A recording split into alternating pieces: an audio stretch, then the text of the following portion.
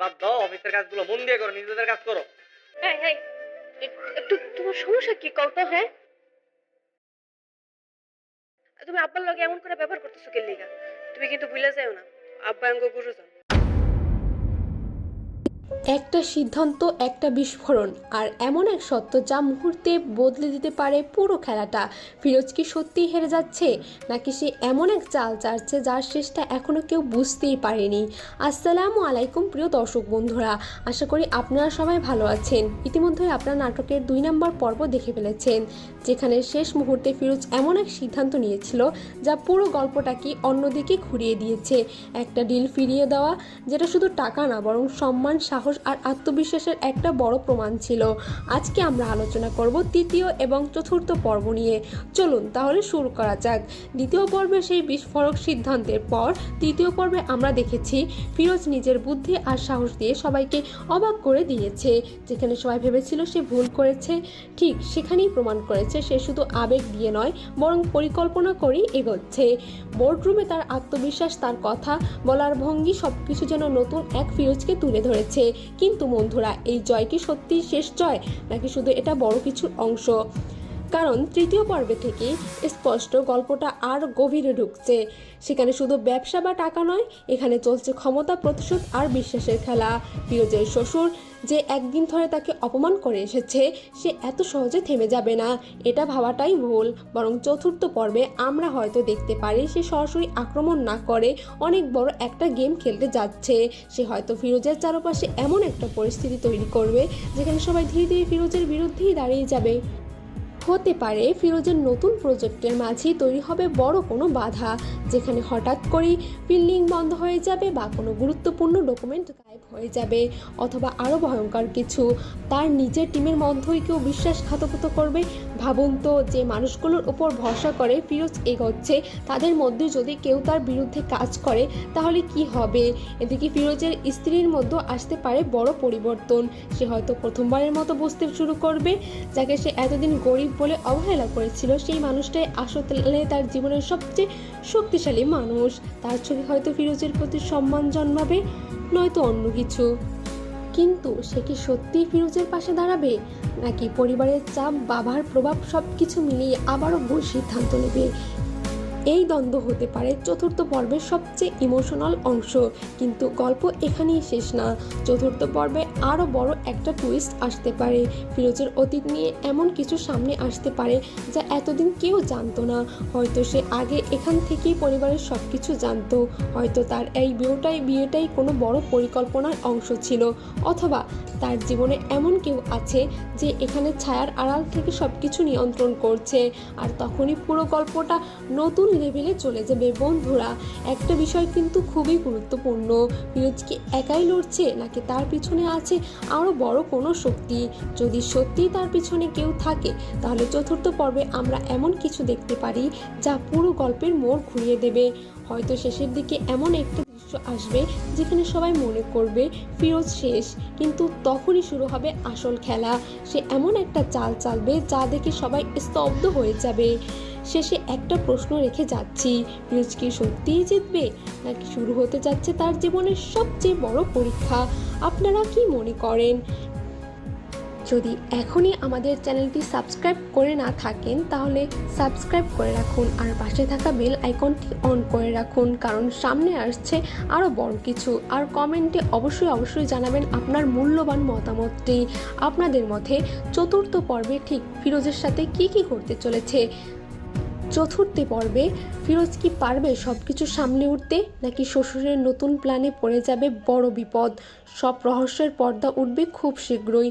ততক্ষণ পর্যন্ত সবাই ভালো থাকবেন, সুস্থ থাকবেন। আল্লাহ হাফেজ।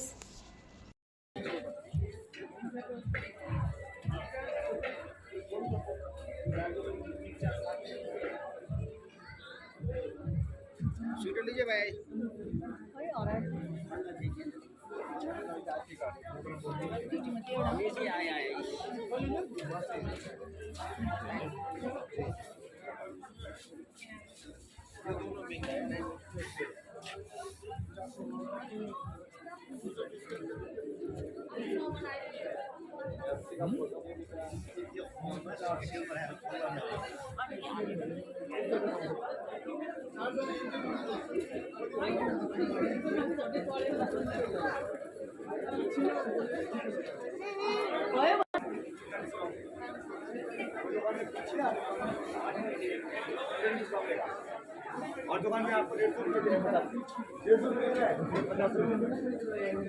कोई दुकान में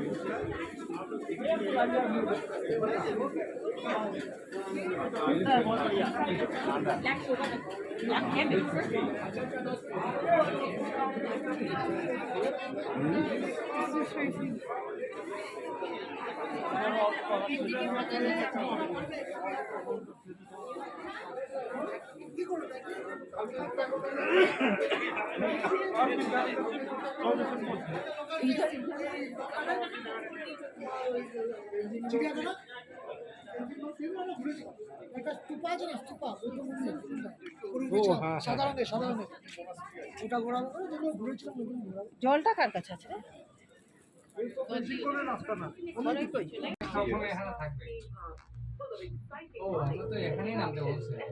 কোথায় একবারে লাস্ট এখানে নাইমে আপনি যাবেন কোথায় তাজুল ভাই? লাঞ্চ করবো কোথায়? এটা একবারে এটা যেখানে লাস্ট স্টেশন ওই জায়গায় নামবো, ওই জায়গায় লাঞ্চ টাঞ্চ ঘুরে টুরে শেষ করে আবার এটাতে ব্যাক করে চলে যাবো আমরা। তাজুল এখানে নামাই দিই। আসসালামু আলাইকুম, ওই দেখেন ঘুরতেছি, এই যে ইয়েতে আসছি, কেমন করে ঘুরতেছি, আসে ভিডিও আপনারা যে স্লো মোশনে যাচ্ছে কেমন করে মধ্যে মাথায় ঘুরতেছি। লাভ দেব একদম 您可要是通往主题乐园、购物商场及琳琅满目的餐饮店面。 না না, হ্যাঁ বাইরে তো কেবল কারে ঘুরতেছি।首个也是唯一一个荣获大马 এই দেখেন, মেঘের ভিতরে এখন পুরা নিচে মেঘ। আমরা আচ্ছা, আমরা নামবো কোথায়? আমরা কি এখানে নামবো না নিচে যাবো? নিচে তো লাঞ্চ করার অপশন নাই। ভাই উপরে উপরে উপরে একটা পার্ক আছে, ওখানে অনেক মানুষ যায়, দেখেন হাজার হাজার মানুষ। তা আমরা দেখা গেছে উপরে যাই আটকে আবার পরে দেখা গেছে না না না, 西之乐园开放式 যারা আসতেছে তারা কিন্তু আবার রিটার্ন ব্যাক করতেছে। ফোন দিব কই না, ওখানে আপনি ঘুরবেন, থাকবেন, 2 ঘন্টা 3 ঘন্টা সময় দিবেন, 5টার দিকে মনে হয় ব্যাক করবেন। এই কেবল কার দিতে যাচ্ছে। হ্যাঁ, ওরা তো ওখান থেকে সকালে গেছে, এখন আসতেছে। আপনি চলো ভিউ দেখি আমরা ছবি তোলা বাদ দিয়ে অনেক ভাই একটা ভিডিও করলাম গাইস, আমরা এখন মেঘের ভিতরে। এই বিল্ডিং গুলো ভয় নাই কিন্তু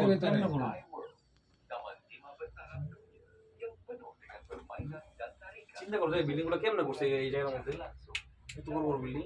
ওরে বাবা, আবার রোডও আছে ভাই, এই রোড আছে, গাড়ি আছে, এই যে গাড়ি উঠতেছে। কিন্তু দার্জিলিং এর থেকেও সুন্দর। হ্যাঁ, দার্জিলিং তো নোংরা ভাই, পুরা বলে তিন জায়গার বানাই ফেলছে ওরা, তো পুরো নিট এন্ড ক্লিন জায়গা। ওই যে আরেকটা স্ট্যান্ড সামনে। আপনার মাথা না পেয়ে জায়গা তো আমাদের বাদ দিয়ে নাকি ওই যে সমস্যা। এই ভিডিওটা একটু করেন তো, এই ভিডিওটা নেন তো। আচ্ছা আমরা নিয়ে নিচ্ছি একসাথে সবাই উপরে নেন না একজন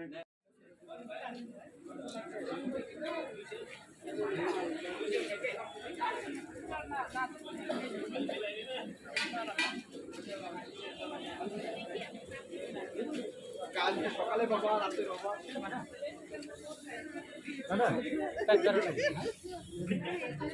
के बग जे बनी तिमीलाई जो खान भने त्यो भन न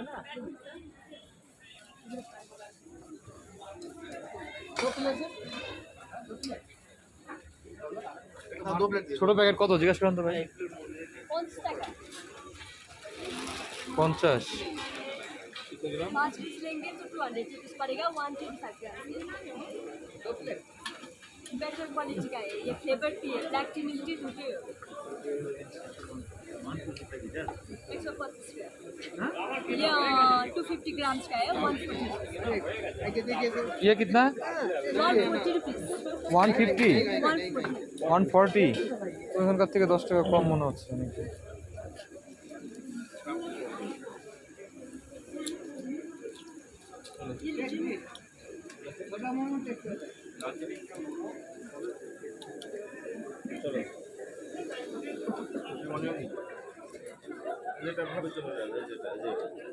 হ্যাঁ, এইখানে ওই যে বাচ্চাদের কালকে যে খুঁজলাম, ওই যে আছে, কিন্তু যাওয়ার পথে ভাই, যাওয়ার পথে আমাদের ওই মার্কেটের থেকে না এখানে কালকে আসা ভালো ছিল, হিউজ কালেকশন। হ্যাঁ